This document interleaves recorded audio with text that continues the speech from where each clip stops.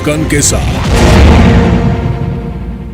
नमस्कार, अभिनंदन है आप सबका न्यूज 18 के इस महामंच पर एजेंडा उत्तर प्रदेश में। तो जोरदार तालियों के साथ स्वागत करिए सुप्रिया श्रीनेत, कांग्रेस की प्रवक्ता का, भारतीय जनता पार्टी के प्रवक्ता और राज्यसभा सांसद डॉक्टर सुधांशु त्रिवेदी का, जो आपके अपने लखनऊ के ही हैं, और अनुराग भदौरिया का, जो खुद लखनऊ से आते हैं, समाजवादी पार्टी के प्रवक्ता हैं, उनका भी अभिनंदन है।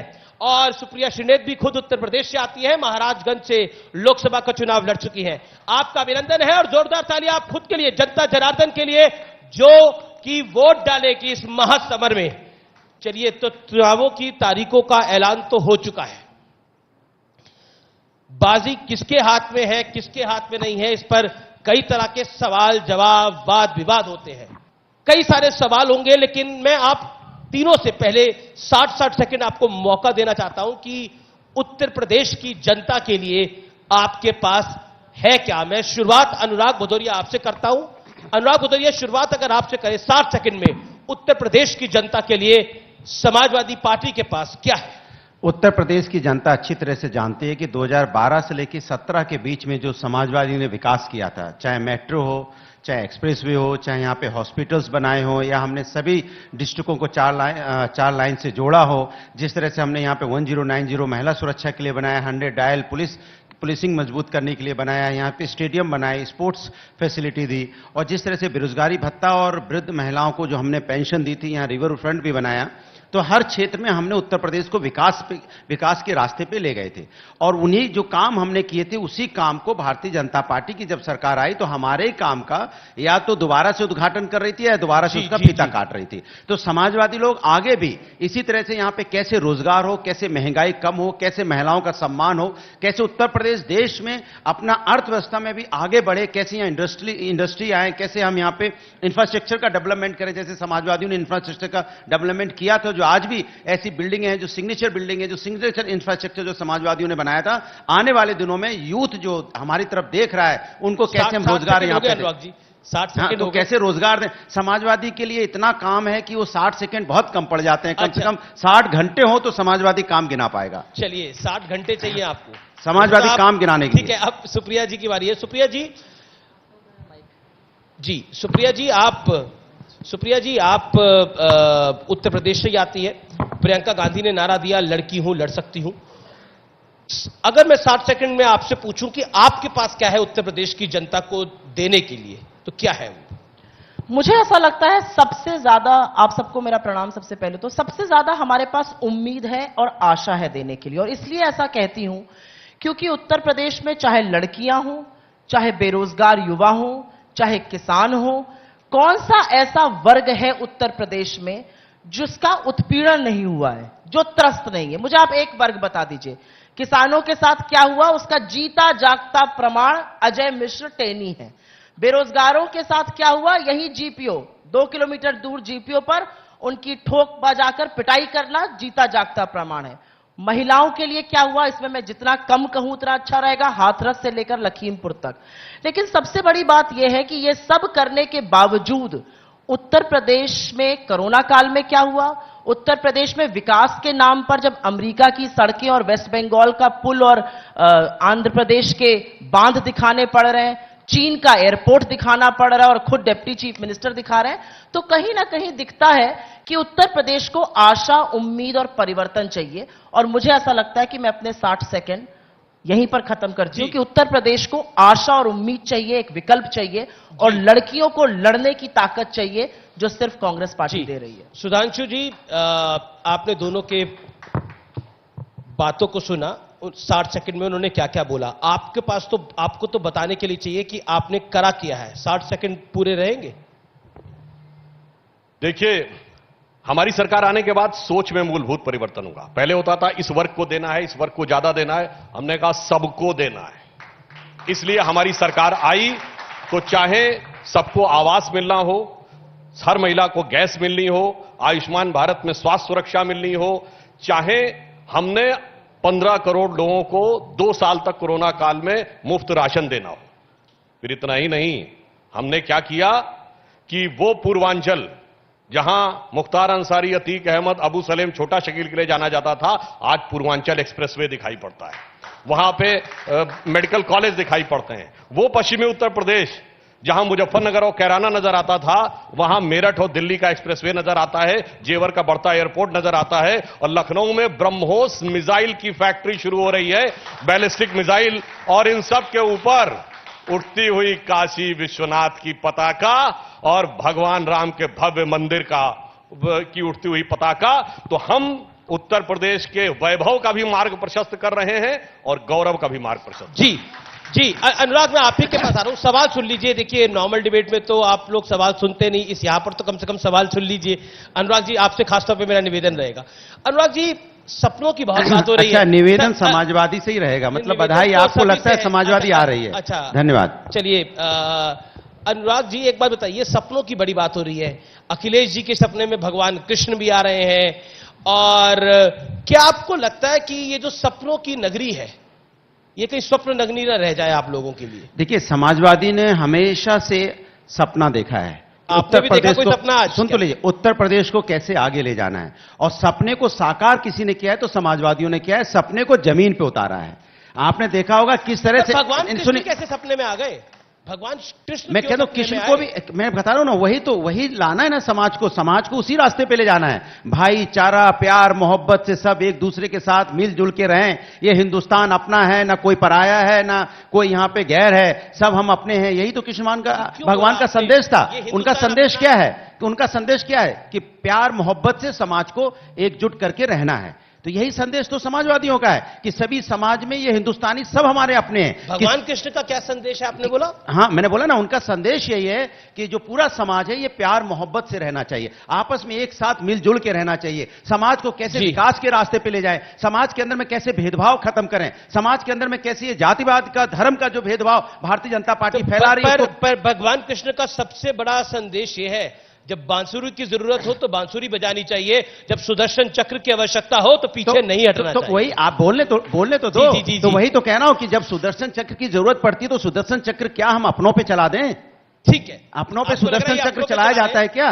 मैं इनसे पूछना चाहता हूं कि अपने भाई पे ही सुदर्शन चक्र चलेगा कि दुश्मनों पे चलेगा? जी, सुधांशु त्रिवेदी, मेरी तरफ से अब आप पूछ लीजिएगा, मैं आपसे बोल दे रहा हूं। एक सवाल और पूछ लीजिएगा कि इन्होंने बोला पूर्वांचल को बदनाम करने में लगे कि पूर्वांचल माफियाओं से जाना जाता है। पूर्वांचल हमारी पवित्र धरती है, जिसको आप बदनाम मत कीजिए। और आपकी अगर हिम्मत है तो आप बताइए बनारस के माफिया का नाम, आप बताइए चंदौली के माफिया का नाम, आप बताइए जौनपुर के माफिया का नाम, आप बताइए वहां माफियाओं के नाम। नहीं बताएंगे? अनुराग, आपने बोला, एक सेकेंड। देखिए, जो सोता ज्यादा है, सपने उसको ज्यादा नजर आते हैं, और सपने में आए जरूर भगवान, पूरी बात ये बताए नहीं क्या कहे।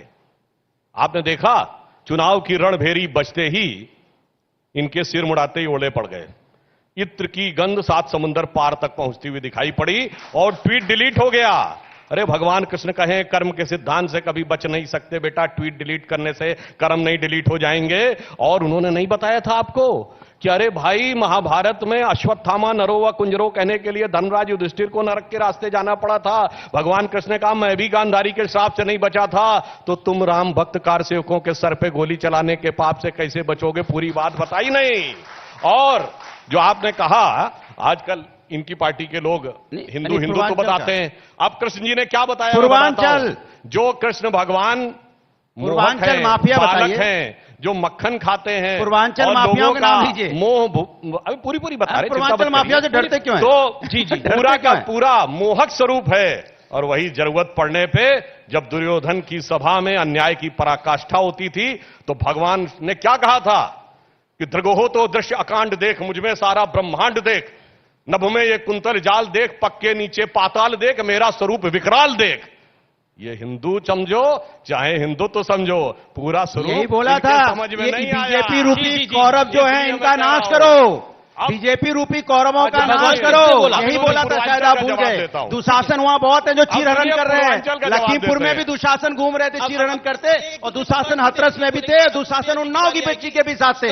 उनका नहीं, मैं उसी का जवाब दे रहा हूं। दुशासन जो उन्नाव में थे, दुशासन जो हाथरस में थे, जो लखीमपुर में थे, उनका नाश करने के लिए समाजवादियों को पांडव रूपी में भेजा जा रहा है। कृष्ण समाजवादियों के साथ खड़े हैं, आपके साथ नहीं है। आपने अपनी बात को रखा। सुधांशु, आप अपनी बात 10 सेकंड में कंप्लीट करिए, देन सुप्रिया। देखिए, इन्होंने पूर्वांचल की बात कही तो मैं सिर्फ याद दिलाना चाहता हूं, जब हमारी सरकार आई तो पूर्वांचल में एक ही एयरपोर्ट था फंक्शनल, वाराणसी, और यूपी में 2 ही थे, लखनऊ और वाराणसी। अब गोरखपुर भी है, भगवान बुद्ध की निर्वाण स्थली कुशीनगर भी है।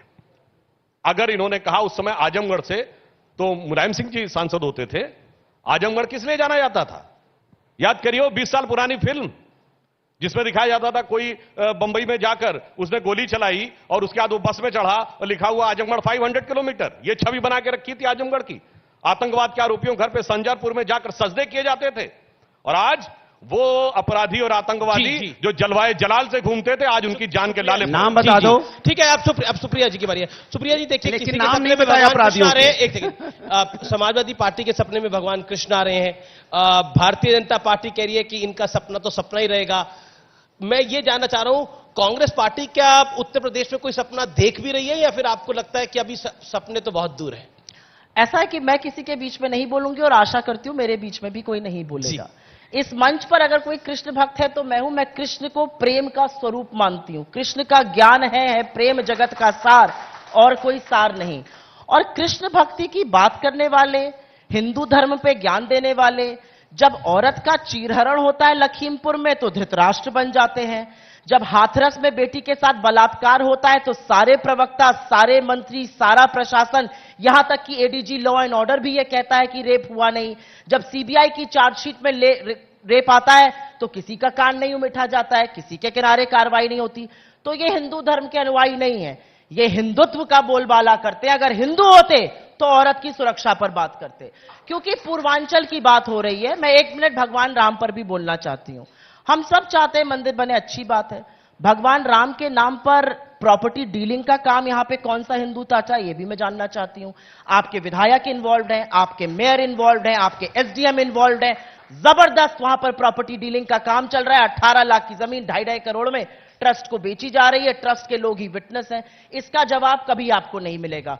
तफ्तीश कौन करेगा? वहीं का अधिकारी, वहां का अधिकारी अपने आला अधिकारियों की तफ्तीश करेगा।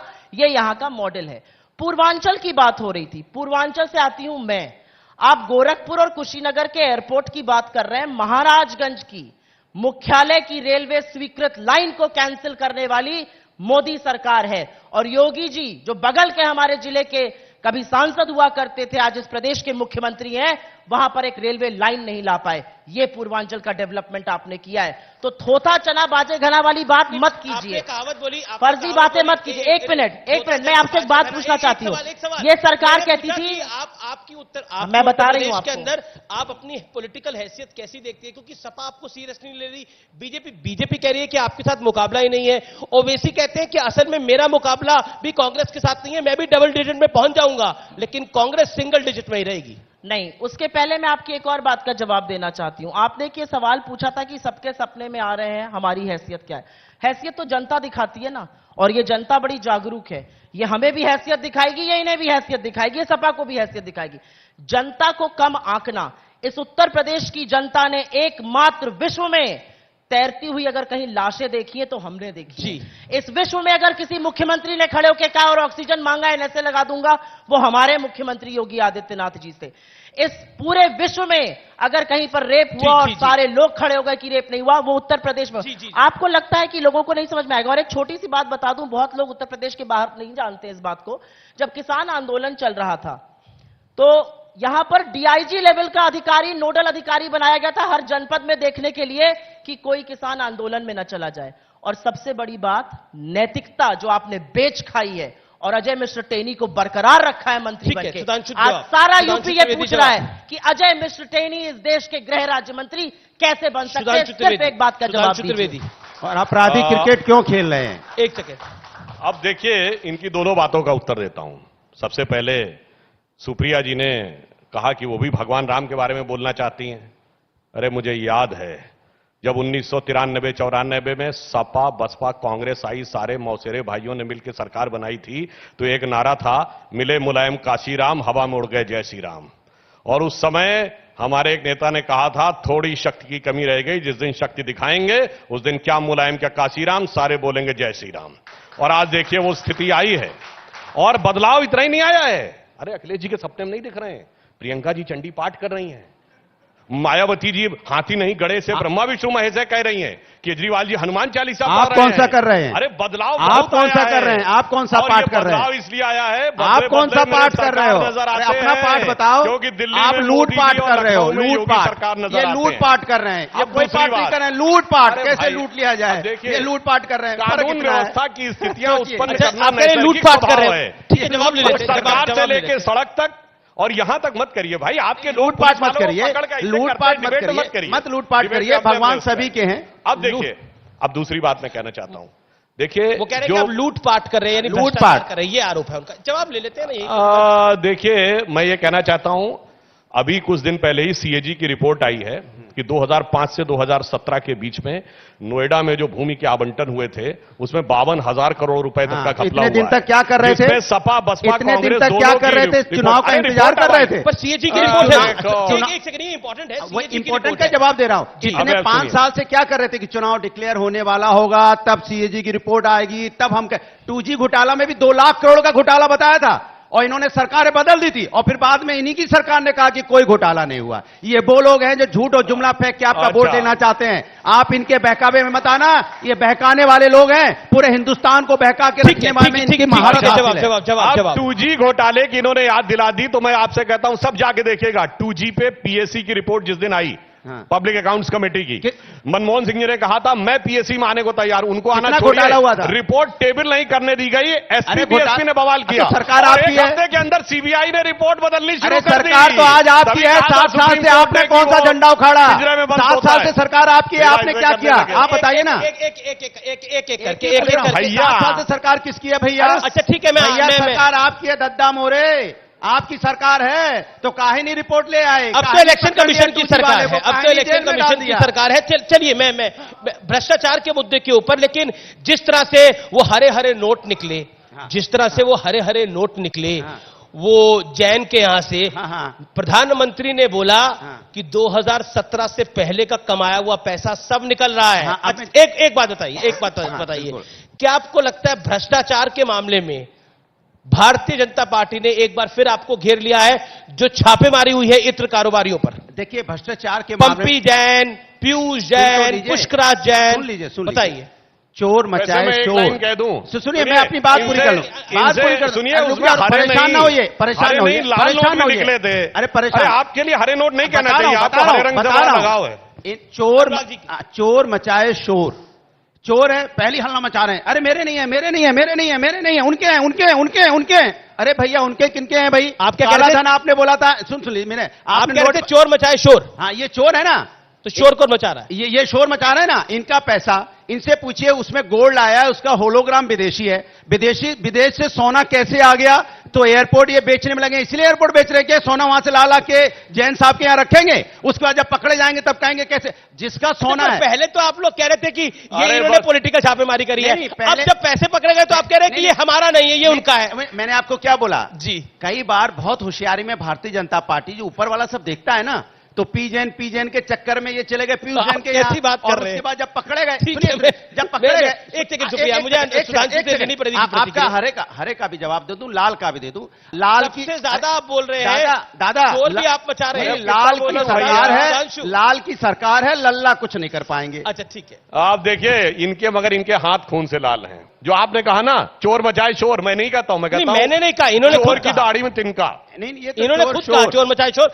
मैं रुक कर रहा हूं, मैं रुक कर रहा हूं सुप्रिया श्रीनेत का। सुप्रिया श्रीनेत जी, क्या आपको लगता है ये जो पूरा इलेक्शन है, इस इलेक्शन में 2 धड़े हैं, एक भारतीय जनता पार्टी है, दूसरी समाजवादी पार्टी है, और ऐसा पॉलिटिकल पंडित मान रहे हैं कि ये इलेक्शन बीजेपी बनाम समाजवादी पार्टी है। हमारे रास्ते कितने भी अलग हो, लेकिन भाजपा के खिलाफ ही हैं, ये मैं आपको बता देना चाहती हूं। यहां पर आक्षेप लग रहे हैं, सब कुछ हो रहा है। मेरा सिंपल सा सवाल यह है, 5 साल से योगी जी मुख्यमंत्री हैं, भाजपा की प्रचंड बहुमत की सरकार है, पौने 8 साल से लगभग मोदी जी की सरकार है। एक भी घोटाला जिसको बोल बोल कर आए थे सत्ता में, क्या इतनी हैसियत है कि प्रूफ कर पाए?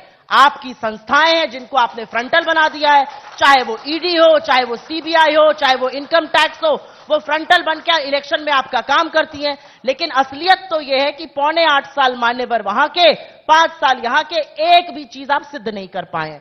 आपकी विडंबना अब आप देखिए, एक सीएमआई का डेटा आता है जो कहता है कि बेरोजगारी की दर का क्या अमूलन रहता है। बेरोजगारी की दर योगी जी की नाक के नीचे 2.5 गुना बढ़ी है उत्तर प्रदेश में, युवाओं के लिए 5 गुना। लेकिन उसी बेरोजगारी की दर का डेटा यूज करके योगी जी कहते हैं पिछले 1 साल में बेरोजगारी दर कम हो गई है। उसी बेरोजगारी दर को खट्टर जी हरियाणा में कहते हैं मैं इनके ऊपर केस करूंगा।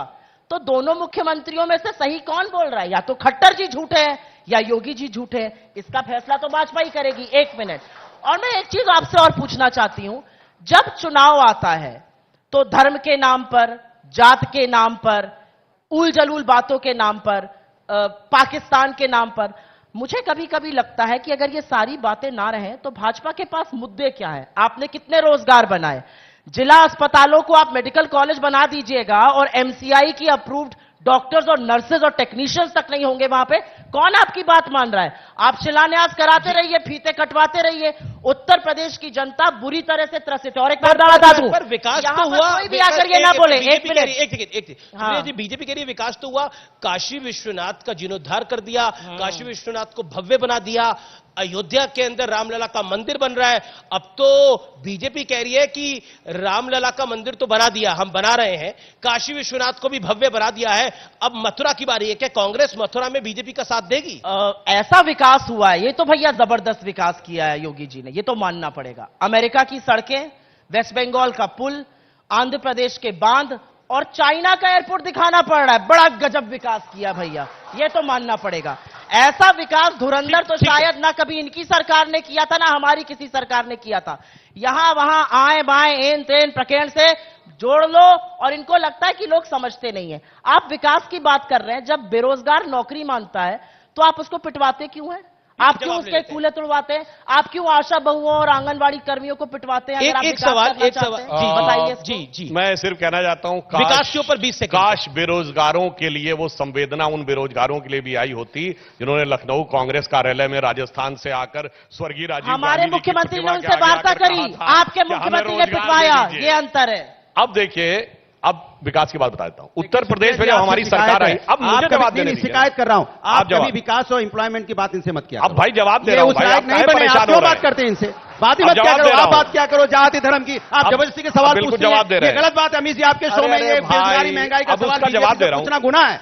अरे भैया, कोई लेना देना नहीं है। सफाई उनके स्टाइल में साथ नहीं, इसका कोई मतलब नहीं है। सफाई समाज स्टाइल के में अंदर नहीं, टीवी ना स्टाइल में महिलाओं के बहस करिए। अत्याचार का मतलब है, ना अच्छा, महंगाई, ना जवाब दे। बेरोजगारी। ठीक, बात ही मत ठीक, पूछो ठीक, उनसे। ठीक, उनसे देखिए, पूछो 1970 में उत्तर क्या हुआ प्रदेश था, में 1960 हमारी में सरकार क्या हुआ आने से था, वो पूछिए अरे इनसे। भाई, क्या इनसे तरीका इतिहास है? पूछिए, आज के बारे में मत पूछिए। जब हमारी सरकार आई तो उत्तर प्रदेश की अर्थव्यवस्था 10 लाख करोड़ रुपए की थी, आज 21 लाख करोड़ रुपए की है। आज हम भारत की दूसरी सबसे बड़ी अर्थव्यवस्था हो गए। प्रति व्यक्ति आय 47,000 रुपए थी, आज 95,000 करोड़ रुपए है। जो बेरोजगारी की बात कहते हैं 17% थी, आज 5% के ऊपर है। विकास के किसी भी पैमाने के ऊपर Wrong हम figures. कहीं भी आगे हैं, Wrong पर ये figures. इनको दिखाई क्यों नहीं पड़ रहा ठीक है, अब सुधांशु मेरा अगला सवाल। देखिए, मेरा निवेदन है, मेरा निवेदन है। एक लाइन हाँ, एक भाई, लाइन। ऐसा है, अभी एक प्रूफ है कर भैया देंगे। बहना की पार्टी, एक है चचा भतीजा की पार्टी, अच्छा, अभी जनता प्रूफ की कर पार्टी दे रहे हम ही हैं। अच्छा, प्रूफ कि कर दे रहे जनता का मुद्दा जनता को दिखाई अच्छा, पड़ रहा प्रूफ कर दे है, रहे हैं। मगर प्रूफ इन कर दोनों दे। को दिखाई नहीं अच्छा, पड़ रहा। एक प्रधानमंत्री की सुरक्षा को लेकर अब भारतीय जनता पार्टी बहुत एग्रेसिव है। भारतीय जनता पार्टी कह रही है कि ये सिर्फ नरेंद्र मोदी की सुरक्षा की बात नहीं है, ये एक पद की सुरक्षा की बात है। और चरणजीत सिंह चन्नी ने एक इंटरव्यू दिया और एक बाइट में बोला उन्होंने, एक न्यूज एजेंसी एयरनाई को, उन्होंने बोला कि ऐसा है कि मैंने इस पूरे मामले पर अब प्रियंका गांधी को, जब उनसे सवाल पूछा गया कि सोनिया गांधी के से आपकी बात हुई इस विषय को लेकर, उन्होंने बोला मैंने प्रियंका गांधी को इस पूरे विषय के बारे में बताया है। बीजेपी सवाल खड़ा कर रही है कि प्रियंका गांधी को क्यों बताया गया, प्रियंका गांधी कौन सी कॉन्स्टिट्यूशनल पोस्ट पे? देखिए, प्रधानमंत्री जी की सुरक्षा के साथ जो हुआ है उससे पूरा देश स्तब्ध है और आक्रोशित है। वो मैं इसलिए कह रहा हूं, 70 साल में आप बताइए कभी ऐसा हुआ कि प्रधानमंत्री की सुरक्षा के साथ ऐसी स्थिति हो गई हो कि उनकी रास्ता रोक दिया गया हो? और आतंकवाद के दौर में आतंकवाद प्रभावित क्षेत्रों में ऐसा नहीं हुआ। और आज हम दुनिया के टॉप के 5-6 देशों में से एक हैं। कोई दुनिया का देश बताइए जो हमारे इक्विवेलेंट हो जहां पर ये होता हो जी। इसलिए, और ये क्यों है, चन्नी जी कह रहे हैं प्रियंका जी को बताते हैं, इनकी फितरत है। दिग्विजय सिंह महासचिव थे और वो कहते थे कि आईबी का चीफ उनको बताता है। शहीद हेमंत करकरे के लिए उन्होंने कहा वो उनको बता रहे थे। ये तो कांग्रेस के अंदर समझ ही नहीं आता है, क्योंकि सरकार मनमोहन सिंह जी चला रहे थे, अधिकारी सोनिया गांधी जी को बता रहे थे। वही आज हो रहा है कि प्रधानमंत्री की सुरक्षा के ऊपर चन्नी जी हमारे गृह मंत्री जी से फोन के लिए उपलब्ध नहीं है और प्रियंका गांधी को बता रहे हैं। और ये बड़ा इल्जाम है। सुप्रिया कि प्रियंका गांधी, एक मिनट, एक लाइन, जब हम पंजाब में कहते हैं महिलाओं को 40% आरक्षण दो तो जवाब दिया जाता है नहीं प्रियंका जी तो यूपी की हैं, तो आप काहे चन्नी प्रियंका जी को बता रहे हैं। पर ये बीजेपी का बड़ा सीरियस इल्जाम है। चरणजीत चन्नी सवाल पता है, मुझे जवाब दे दीजिए। किस हिसाब से प्रियंका गांधी को जानकारी दे रहे थे? मैं सबसे पहले तो, क्योंकि यहां पर दो बातों का जिक्र हुआ, हेमंत करकरे का नाम आपको लेना भी नहीं चाहिए, क्योंकि हेमंत करकरे को बड़े गंदे अपशब्द और गद्दार कहने वाली औरत को आपने संसद में बिठाया हुआ है। तो हेमंत करकरे का नाम लेते वक्त थोड़ी सी जबान लड़खड़ानी चाहिए। मैं प्रज्ञा ठाकुर की बात कर रही हूं, गोडसे के उपासकों की। आप जिन मंत्री की बात अभी कर रहे थे, जिनके साथ आप हमसे पहले इंटरव्यू कर रहे थे, उनका प्रमोशन ही क्यों हुआ है ये सबको पता है, क्योंकि वो स्टेज से क्या नारा लगाते थे, देश के डैश को गोली मारो, डैश को और गोली मारो। ये कौन बोलता था? अनुराग ठाकुर। उसके बाद हुए दिल्ली के दंगे। गद्दारों को तो गोली मारनी चाहिए, इसमें क्या बात है? कौन है देश के गद्दार? नहीं, जो भी हो देश का गद्दार, उनको तो गोली मारनी चाहिए, लेकिन विषय वो नहीं, एक minute Amish ji, no Amish, wait now, please wait and let me speak. एक समुदाय विशेष को आप खड़े होकर स्टेज से कहेंगे देश के गद्दारों को गोली मारो सालों को, और आप चुप रहिए। क्या बात करते हैं आप लोग? चुप रहिए। दिल्ली में दंगे होते हैं, शांत रहिए, बेकार कहां नाम लिया भाई? देश के गद्दार वर्ड बोला था। ये आप भी जानते हैं कि आप गलत को, इंडिफेंसिबल को डिफेंड कर रहे हैं। ये भी नहीं कहा जनता ने कहा था गोली मारो, जनता धक्के मारो, जूता मारो, कुछ भी कह सकती थी, इसीलिए जनता ने बोला था गोली मारो। आप भी बोलते, आप भी मंत्री बन जाते, पता नहीं आपने क्यों नहीं बोला, आप सांसद ही बन के रह गए। अरे बन जाते मंत्री। हमारे यहाँ देश के गद्दारों के लिए कह के मंत्री बनता है, यहाँ पे देश के गद्दारों के आगे सिजदा करके बनता है, आतंकवादियों के आगे सिजदा करके मंत्री बनते हैं। आपने शहीद हेमंत करकरे की बात कही, आपके सुनिए, इनकी सरकार ने कहा। मैं आपके बीच में नहीं बोली थी, आप बिल्कुल मत बोलिए, थोड़ा शिष्टाचार आप दिखाइए। शिष्टाचार बीजेपी में है नहीं। अनुराग भाई, मैं आपसे ये सवाल पूछना चाहती हूँ, आप आतंकियों की, पाकिस्तानी की, इधर उधर की बात करते हैं इलेक्शन में, इलेक्शन बीत जाता, आरटीआई में कहते नहीं ऐसा कुछ नहीं है, अरुण जेटली जी खड़े होकर मुझे एक क्षोभ है, मैं गलत था, हमारे प्रधानमंत्री जी ने गलत बोल दिया था, राज्यसभा में जहां पर आप सांसद हैं वहां पर माफी मांगते हैं। तो कालिक पोतने वाला काम ऊपर बार बार मत किया करिए। और जहां तक प्रधानमंत्री जी की सुरक्षा का सवाल है, आज भारतीय जनता पार्टी यह डिसाइड कर ले कि क्या वो भाजपा के लीडर हैं या 135-140 करोड़ देशवासियों के प्रधानमंत्री हैं। मेरा मानना है कि मोदी जी मेरे भी प्रधानमंत्री हैं, और मेरा मानना है कि खाली कुर्सियों को देखकर अगर आप वापस चले गए तो इस तरह की फजीहत मत कराइए। ये फजीहत गलत है। ये फजीहत कराकर आप 3 करोड़ पंजाबियों की मंशा पर, उनकी निष्ठा पर, उनकी ईमानदारी पर चोट पहुंचाते हैं, ये गलत है। इसका सबक आपको देश सिखाएगा। आपने इमोशनल का एक सेकंड, सुधांशु जी एक सेकंड, आपने पूरा इमोशनल कार्ड भी खेल दिया, आपने मैंने इमोशनल कार्ड डाइवर्ट भी करने की कोशिश करी। You mind your words now, you mind your words now. No I am sorry, you mind your words. बोला प्रधानमंत्री बिल्कुल पहले अपनी बात को वापस मैं क्यों वापस दूंगा अपनी बात को? आपने इमोशनल कार्ड भी खेल दिया, प्रधानमंत्री तो पूरे देश के प्रधानमंत्री हैं। मैं तो आपसे सवाल पूछ रहा हूँ, सवालों का मैं तो क्वेश्चन कार्ड खेल रहा हूँ आपके साथ। एक सेकंड, नहीं, आपने प्रियंका जी के कौन सा कार्ड खेलते हैं मुझे नहीं पता। मैं तो क्वेश्चन कार्ड खेल रहा हूँ, मैं तो जनता का कार्ड खेल रहा हूँ, मैं तो जनार्दन का कार्ड खेल रहा हूँ। एक सवाल कार्ड देने की कोशिश, सवाल गलत बात है आपकी। अच्छा, प्रियंका गांधी को किस हिसाब से चरणजीत सिंह चन्नी ब्रीफ कर रहे थे, उसका जवाब नहीं आया। प्रियंका गांधी कौन से पद पे है जो चरणजीत चन्नी सीएम उनको ब्रीफ कर रहे हैं? Tell me that. नहीं, बिल्कुल गलत। उनकी भी बात को तोड़ मरोड़ के प्रस्तुत किया गया। अच्छा। प्रधानमंत्री जी ने यह स्वांग किया भैया कि मेरी जान को खतरा था, मैं जिंदा बस के आ गया, वो तो 3 स्वांग किया। मेरी बात अब होने दीजिए। अब आप कौन सा कार्ड खेल लो, उस कार्ड को 2 मिनट मत खेलिए, अब मुझे अपना कार्ड खेलने दीजिए। खेलिए कार्ड। 3 बार उत्तर प्रदेश में अटके प्रधानमंत्री, ट्रैफिक जैम में, भाजपा के ट्विटर हैंडल से आया, कितने आम आदमी हैं, आम आदमी जैसे अटक गए।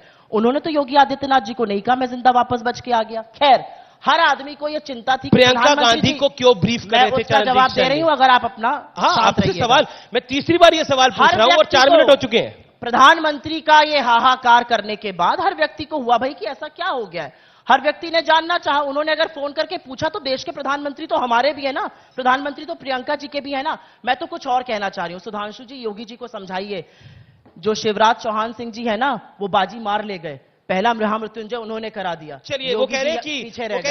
अरे मतलब आप कह रहे हैं कि प्रियंका गांधी, आप कह रही हैं कि प्रियंका गांधी चिंतित थी, आपने यही कहा ना। मैं अगर सही हूं, एक सेकंड, प्रियंका गांधी चिंतित थी प्रधानमंत्री के साथ जो हुआ, इसलिए उन्होंने पूछा होगा। भाई प्रधानमंत्री देश का बोल रहा है कि इतनी अराजकता है कि मेरी जान को खतरा है। मतलब आपने बोला स्वांग कर रहे हैं प्रधानमंत्री, देश का प्रधानमंत्री स्वांग कर रहे हैं। स्वांग का मतलब नाटक होता है, यही कह रहे हैं ना। कुर्सियों का जो वहां पे चित्र, आप कह रही प्रधानमंत्री स्वांग कर रहे हैं, और ये कांग्रेस पार्टी का कथन है। कांग्रेस और प्रधानमंत्री की गाड़ी के पास, एक मिनट, प्रधानमंत्री की गाड़ी के पास कौन लोग थे? वो व्यक्ति था जिसकी प्रज्ञा ठाकुर और अजय मिश्र टेनी के साथ फोटो थी। शायद प्रधानमंत्री जी इसलिए घबरा गए कि भैया टेनी के साथ का आदमी मेरे बगल में क्या। मैं इस विषय का एक सिर्फ तार्किक उत्तर देता हूं। पंजाब के मुख्यमंत्री जी ने कहा कि प्रधानमंत्री जी का रूट अचानक बदल गया तो वो वहां पे पर्याप्त व्यवस्था नहीं कर पाए। मैं आपसे पूछना चाहता हूं, प्रधानमंत्री का रूट जब बदलता है उसकी जानकारी उन लोगों को कैसे मिल गई? और एक और बात बता दूं, प्रधानमंत्री के काफिले में फोन भी नहीं हो सकता है, आगे पीछे दोनों जैमर चलता है, सिर्फ पुलिस के वायरलेस नेटवर्क के ऊपर बात होती है। और अब तो एक ने कबूल भी कर लिया है कि पुलिस ने मुझे बताया।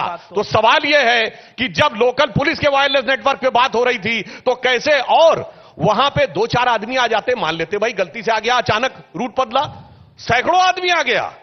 इसलिए ये बात गले के नीचे नहीं उतरती।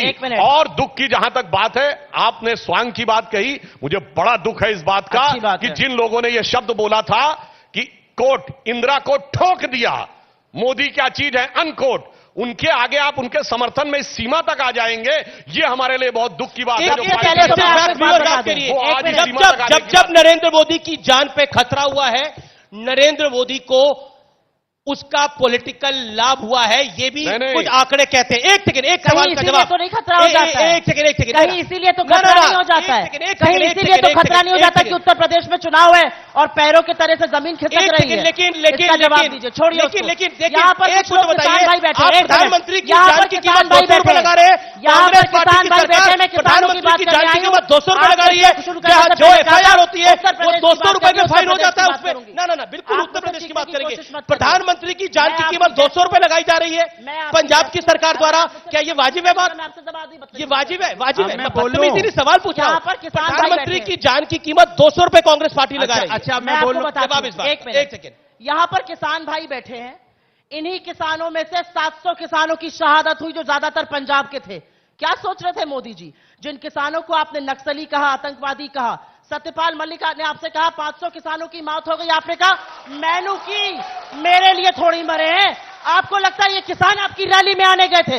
आपकी कुर्सियां खाली थी, 2 घंटे आप सड़क पे चले फिर भी कुर्सियां नहीं बढ़ी। प्रधानमंत्री आपको एक मिनट, आपको विकल्प दिया गया, या तो ऑल्टरनेट रूट से जाइए या हेलीकॉप्टर से जाइए। आपने कहा मैं वापस जाऊंगा। सबको सच पता है, सबको सच पता है। शेम ऑन दिस, मैं फैक्ट रख रहा हूं। ये बताइए, सबसे पहले खालिस्तानी किसने कहा? कांग्रेस के सांसद रणवीर सिंह बिट्टू ने कहा। एब्सोल्युटली नॉट, बिल्कुल नहीं, आप गलत बोल रहे हैं। पीयूष गोयल ने कहा, पीयूष गोयल ने माओवादी कहा, पीयूष गोयल ने कि उन्होंने बोला था ये बात। बोल रहे हैं, सुनिए सिंह बिट्टू जो अच्छा चलिए, सुधांशु जी एक मिनट, अच्छा सुधांशु जी एक मिनट, अच्छा कह दीजिए, आप कह दीजिए, नहीं कह दीजिए 700 किसानों की जो मौतें हुई हैं उनके परिवार को आप आर्थिक मदद करोगे? बोलिए आप, बोलिए 700 किसानों की जो मौतें हुई हैं उनका 1 करोड़ रुपए से उनके परिवार को आर्थिक मदद करोगे? बोलिए आप, बोलिए आप, बोलिए आप, नहीं बोल पाओगे ना? ये आपके अंदर में किसानों के लिए हम आपके दर्द ही नहीं है, आप उनके परिवार के बारे में नहीं सोच सकते। वो हमारी आपकी माँ बहन है जो यहाँ जिनके पति चले गए, माँ का बेटा चला गया, आप बोलने को नहीं तैयार हो? आप बोलिए, आप 1 करोड़ रुपए, आप बोलिए आर्थिक मदद करोगे? यानी आर्थिक मदद करोगे, बोलो ना आप। आर्थिक मदद के लिए आपके डबल इंजन की सरकार है। एक सेकंड, डबल इंजन की सरकार है, यहां भी है, केंद्र में भी है। 700 किसानों की मौत हुई है, हिंदुस्तानी है। आप उन्होंने जमीन का सीना, यहाँ पे सीना फाड़ के हमारा देश का पेट बढ़ा है। आज उनके बच्चे रोड पे आ गए। मौत होगी, क्या उनको 1 करोड़ रुपए से मदद करेंगे आप? कीजिए आप उनके परिवार को आर्थिक मदद, वो क्यों नहीं जवाब करेंगे? देता हूं। कीजिए आप आर्थिक 1 करोड़ रुपए से मदद कीजिए आप। मैंने किसानों की मदद नहीं करेंगे। किसान को खालिस्तानी, पाकिस्तानी, चोर, डकैत, मवाली क्या मुझे वाइंड अप करना पड़ जाएगा ऐसे आप लोग करेंगे तो। एक सेकंड सुधांशु, अपनी बात को रखिए। सवाल पूछना, सवाल आपने पूछे, उन्होंने पूछा। एक साथ अच्छा, आप पूछ लीजिए। चलिए पूछिए। सुधांशु जी, राजनाथ सिंह जी आपके बड़े नेता हैं, मैं उनको किसानों का नेता मानती हूं। शायद अगर उनको पहले बीच में डाला जाता तो सद्बुद्धि आ जाती। दिल पर हाथ रख के कहिएगा, आपकी अंतरात्मा अजय मिश्र टेनी को अमित शाह के साथ स्टेज पर देखकर कचोटती है या नहीं कचोटती है? दूध का दूध और पानी का पानी अभी करिए यहां पर। आपको लगता है अजय मिश्र टेनी को इस देश का गृह राज्य मंत्री बना रहना चाहिए? यस और no, just give me yes और नो। बाकी सारी बातें बेमानी है। अब मैं बताता हूं, अगर अजय मिश्र टेनी के खिलाफ हमारी सरकार की एसआईटी की रिपोर्ट अलग आती है तो वो अरे जवाब सुनिए। ये पूरा तरीका नहीं हो सकता, आप लगातार बोलते रहेंगे। और वही हमारी सरकार की एजेंसी जब जाकर वहां पे इनकम टैक्स की रेड करती है तो वो बायस है। 2 में से एक आरोप तय कर लीजिए, पहले तय कर लीजिए कि एजेंसी निष्पक्ष काम कर रही है नहीं। दूसरी बात,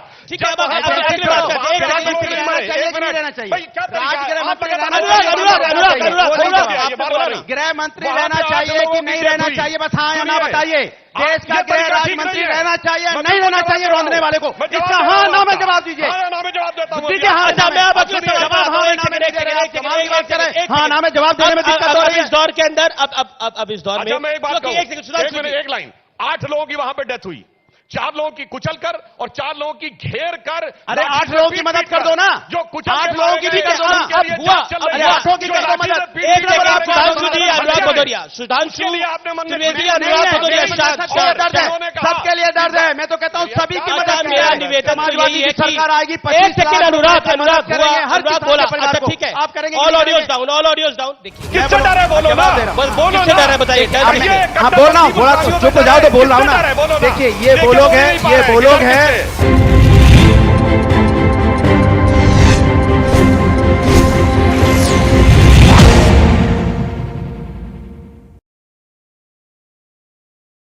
अजमेर में वीकेंड कर्फ्यू की पालना की जा रही है। शनिवार रात 11 बजे से सोमवार सुबह 5 बजे तक लागू इस वीकेंड कर्फ्यू में आवश्यक सेवाओं को छोड़ सब कुछ बंद है। अजमेर में प्रमुख बाजारों के साथ साथ धार्मिक स्थल भी बंद है। भरतपुर जिले के सीकरी कस्बे में देर रात क्यूआरटी टीम और गौ तस्करों के बीच जमकर मुठभेड़ हुई। गौ तस्करों ने नाकेबंदी को तोड़ क्यूआरटी टीम पर फायरिंग की। जवाबी कार्रवाई में क्यूआरटी टीम ने भी गौ तस्करों पर 8 राउंड फायर किए, जिसके बाद गौ तस्कर भाग गए। रीट समेत अन्य भर्ती परीक्षाओं में धांधलियों की सीबीआई से जांच कराने की मांग को लेकर शौर्य चक्र विजेता विकास जाखड़ 17 जनवरी से अनशन पर बैठे हैं। 5 दिन बाद डॉक्टरों की सलाह पर उन्हें पुलिस और प्रशासन ने बीडी के अस्पताल में भर्ती करवा दिया है। दौसा के लालसोट में बदमाशों के हौसले बुलंद हैं। बीती रात बदमाशों ने लालसोट के डीडवाना गांव में पहुंचे और यहां लगे एक एटीएम को लूटने की कोशिश की। सीकर शहर के मुख्य बाजार में स्थित ज्वेलरी की दुकान के बाहर एक बाइक की डिक्की से चोर ने सामान को चोरी कर लिया। चोरी की पूरी वारदात सीसीटीवी में कैद हो गई। भरतपुर में मंत्री डॉक्टर सुभाष गर्ग ने अपने विधानसभा क्षेत्र का दौरा किया। वहां एक स्कूल में टीचर बंद छात्राओं की समस्याओं को जाना। गंगानगर में कलेक्टर ने सूरतगढ़ पंचायत समिति का दौरा कर अधिकारियों से फीडबैक लिया। इस दौरान थाना अधिकारी समेत समिति के अधिकारी भी मौजूद रहे। ऊर्जा मंत्री भंवर सिंह भाटी बीकानेर पहुंचे। वहां बीटनोक गांव में जल जीवन मिशन के तहत बन रहे ओवरहेड टैंक का निरीक्षण किया।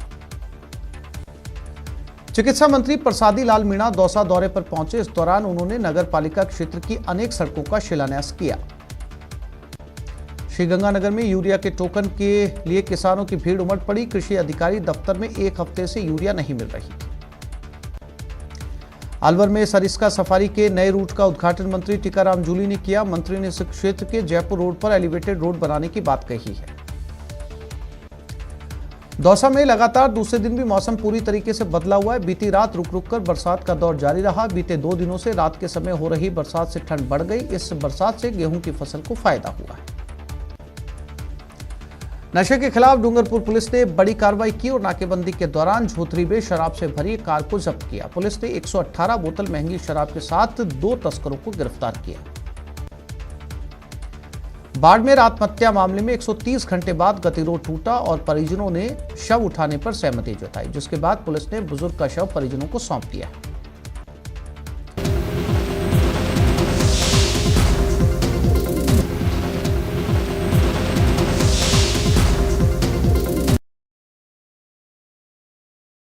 अजमेर में वीकेंड कर्फ्यू की पालना की जा रही है। शनिवार रात 11 बजे से सोमवार सुबह 5 बजे तक लागू इस वीकेंड कर्फ्यू में आवश्यक सेवाओं को छोड़ सब कुछ बंद है।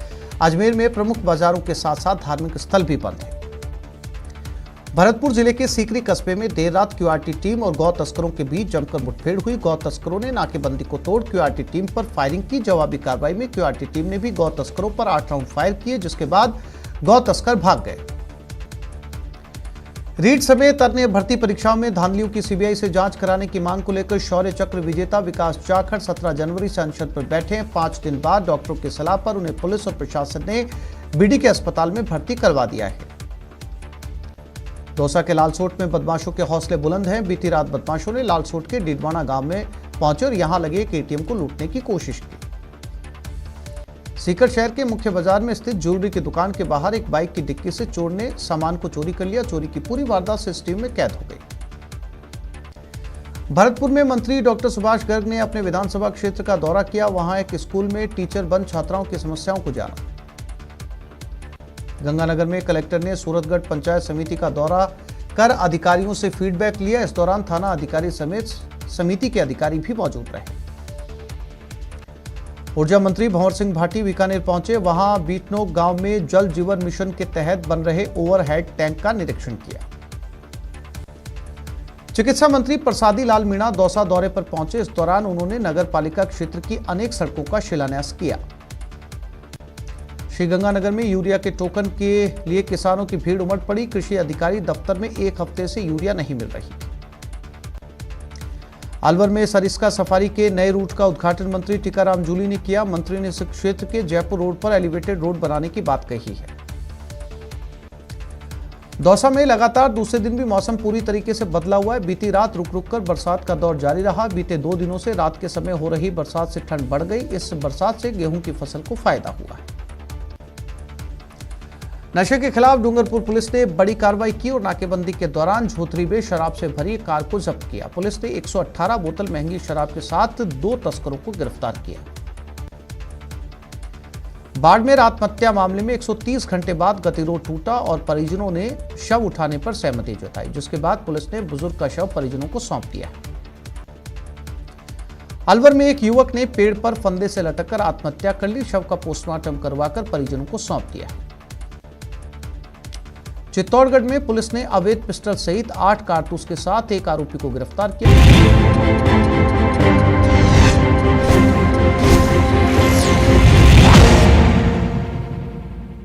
अब मैं अगले दौर की बात कर लेता हूं। अगले दौर की मैं बात कर लेता हूं। हिंदू और हिंदुत्व को लेकर भी इस चुनाव में बहुत कुछ कहा जा रहा है। हिंदू और हिंदुत्व को लेकर भी बहुत कुछ कहा जा रहा है। मैंने भी हिंदू और हिंदुत्व के बारे में बड़ी रिसर्च करने की कोशिश करी। जो आचार्यों को भी महामंडलेश्वर है अवधेशानंद गिरी जी, मैंने उनसे सवाल पूछा और मैं अपने कार्यक्रम में सवाल पूछा। मैं कहा अवधेशानंद जी, हिंदू और हिंदुत्व में कोई फर्क है? तो उनका जवाब था सूर्य और सूर्य की रोशनी में कोई फर्क नहीं है, फल और उसके रस में कोई फर्क नहीं है, तो हिंदू और हिंदुत्व में फर्क कैसे हो जाएगा? मैं सुप्रिया जी आपसे जानना चाहता हूं, ये हिंदू और हिंदुत्व के अंदर कांग्रेस फर्क दिखाकर साबित क्या करना चाह रही है? क्या भगवान कृष्ण की बांसुरी सही है, सुदर्शन चक्र गलत है? क्या भगवान राम का तीर कमान गलत है और उनका सौम्य रूप सही है? क्या साबित करना चाह रही है? क्योंकि बड़े बड़े महामंडलेश्वर कह रहे हैं कि हिंदू और हिंदुत्व अलग हो नहीं सकता। इसका जवाब मैं दूंगी, लेकिन मैं अभी भी हां या ना का इंतजार कर रही हूं कि क्या अजय मिश्र टेनी का नरसिंहार करने वाले मुख्य अभियुक्त के पिता का गृह राज्य मंत्री बनना आत्मा को कचोटता है या नहीं? मैं जवाब देता हूं। ना बताइए। अगर यह बात सच है तो 5000 सिखों की हत्या करने के बाद राजीव गांधी ने कहा बड़ा पेड़ गिरता है तो धरती हिलती है। बोलिए, मैं आपकी आत्मा की अंतरात्मा की आवाज का इंतजार करता हूं। 5000 लोगों की हत्या करने अजय मिश्र टेनी ने कभी नहीं कहा कि मेरे लड़के ने मार दिया तो सही कहा। आपने कहा 5000 अजय मिश्र टेनी के लड़के के लिए लाल कार्पेट पिछला बाकी था। मैं बताऊं क्या था?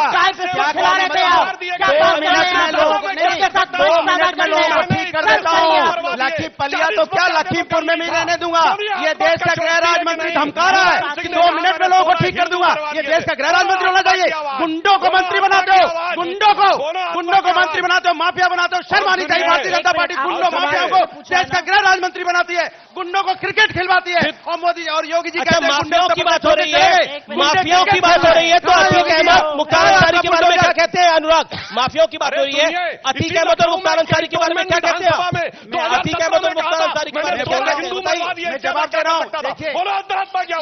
ये वो लोग हैं जो खाली चिल्लाते हैं, इनसे पूछो, रोजगार की बात पूछो, चिल्लाना शुरू कर देते हैं, महंगाई की बात करो, चिल्लाना शुरू कर देते हैं। और सुनिए, प्रधानमंत्री जी की सिक्योरिटी का चिंता सबको है, प्रधानमंत्री जी की सिक्योरिटी की चिंता सबको है, लेकिन इन्होंने क्या किया, समाजवादी पार्टी के राष्ट्रीय अध्यक्ष की एनएससी की सिक्योरिटी ले ली।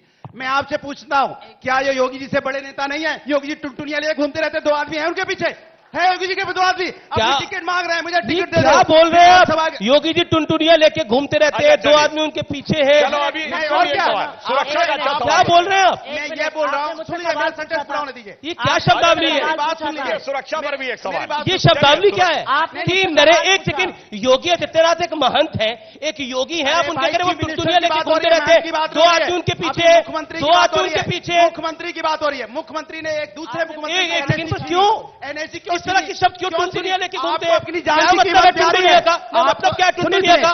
ओके, जवाब नहीं, क्या मतलब योगी आदित्यनाथ सामान्य परिवार से आते हैं, उनकी हैसियत कुछ नहीं है। सभी सामान्य परिवार से है, फिर क्यों आप ऐसा बोल रहे हैं? परिवार से नहीं है, टुनटुनिया लेके घूमते हैं, मटके मठाधीश है, सामान्य परिवार नहीं है। नहीं, अवैधनाथ जी के, सुनिए, योगी जी अगर अवैधनाथ जी के यहाँ से नहीं होते, अगर मठ से नहीं होते, तो क्या आपको लगता है कि वो यहाँ पे? ठीक है, लेकिन आपको ये अवॉइड करना चाहिए, तो मेरा निवेदन है। ठीक है, सुधांशु जवाब देंगे। पूरा नहीं हुआ, मैं आपको मौका दूंगा, मैं मौका दूंगा। सुधांशु जी, मैं आपको मौका दे रहा हूं। सुधांशु, आप अनुराग, सुधांशु जी देखिए, सिक्योरिटी का जो निर्णय होता है वो राज्य और केंद्र सरकार की आईबी लेती है इस आधार के ऊपर। यदि आपको लगता है कि आईबी की रिपोर्ट सही नहीं, जैसे पुलिस आपके यहाँ जांच करे और पुलिस कहती है साहब हमें नहीं समझ में आया, आपको लगता है किस पे है?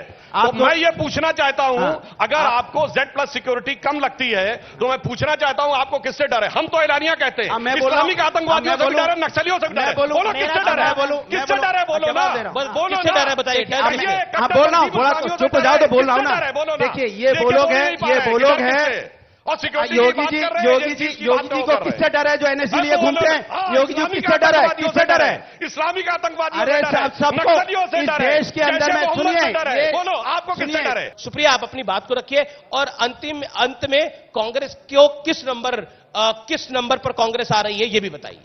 आपने मुझसे सवाल हिंदू और हिंदुत्व पे पूछा था और उसका एक बहुत सिंपल सा जवाब है। हिंदू थे इस देश के सबसे बड़े भगवान राम को नाम को आत्मसात करने वाले महात्मा गांधी, और हिंदुत्व था गोडसे। और गोडसे के साथ कौन खड़ा है और गांधी के साथ कौन खड़ा है, इसका जवाब हिंदू और हिंदुत्व का जवाब है। ठीक, आइंदा के लिए जानना। और आपके नंबर क्या ऐसा लगता है कि हमने जनता के मुद्दे उठाए हैं लगातार, चाहे वो महिला सुरक्षा की बात हो, चाहे वो किसानों की बात हो, चाहे वो बेरोजगारों की बात हो, चाहे वो युवाओं की आकांक्षाओं की बात हो, और जनता फैसला करेगी। और मैं एक बात और नंबर मुझे बहुत अच्छा लगता है, मैं सेफोलॉजिस्ट नहीं हूं, मुझे बहुत अच्छा लगता है, बता रही हूं, वही जवाब दे रही हूं, मुझे डबल डिजिट, मुझे बहुत अच्छा लगता है कि जब भाजपा वाले टेनी जी को प्रोटेक्ट करते हैं। और करिए, बहुत करिए, ये जनता आपको ऐसा जवाब देगी, करारा जवाब 10 मार्च को। आप टेनी जी को डिफेंड करते रहिएगा। अनुराग, नंबर फाइनल नंबर आपका क्या है? अखिलेश जी तो क्या कह गए 400 आ रही है, अखिलेश जी तो कह गए 400 आ रही है ना आज? हाँ बिल्कुल, हमारी इनकी तो 400 आ रही है, तो बाकी 25 में आपको तो कुछ आई नहीं है, वो तो खुद ही कंफ्यूज है क्या लाए। ठीक है, हो गया। सुधांशु जी, अखिलेश जी कह रहे हैं कि हमारी तो 400 आ रही है। एक सेकंड और पूछ लीजिए सवाल, एक ही सवाल पूछ रहे, बोले एनएससी क्यों आपने ले ली थी अखिलेश यादव जी की, बस इसका जवाब दे दीजिए। इस चुनाव में कौन बड़ा नेता है, योगी जी के अखिलेश यादव जी? बता दीजिए, इतना ही बता दीजिए, दिल पे हाथ रख के, नेता कौन बड़ा है ना? डर के अनुराग बी फेयर ना। देखिए, इस चुनाव में सब अपने अपने कारण से चुनाव लड़ रहे हैं। मैं पहले भी बोल चुका हूं, समाजवादी पार्टी अपनी जमीन बचाने के लिए, बहुजन समाज पार्टी अपनी इज्जत बचाने के लिए, कांग्रेस पार्टी अपनी उपस्थिति दर्ज कराने के लिए, और ओवैसी जैसे लोग सिर्फ आग लगाने के लिए, सरकार बनाने के लिए सिर्फ और सिर्फ भारतीय जनता पार्टी चुनाव लड़। चलिए, बहुत बहुत शुक्रिया आपका इस मंच पर आने के लिए। ऐसी चला चली की बेला में विदाई होने वाली है 10 मार्च को, ये प्रदेश आपको दिखाई। चलिए, वो तो जनता जनार्दन तय करेगी कि बीजेपी की विदाई होगी या विपक्ष जीत जाएगा इस बारी, वो तो जनता जनार्दन तय करेगी। क्या योगी आदित्यनाथ ये चुनाव हार सकते हैं? ये लाख टके का सवाल है। इसी सवाल के साथ मैं इस कार्यक्रम को विराम देता हूं।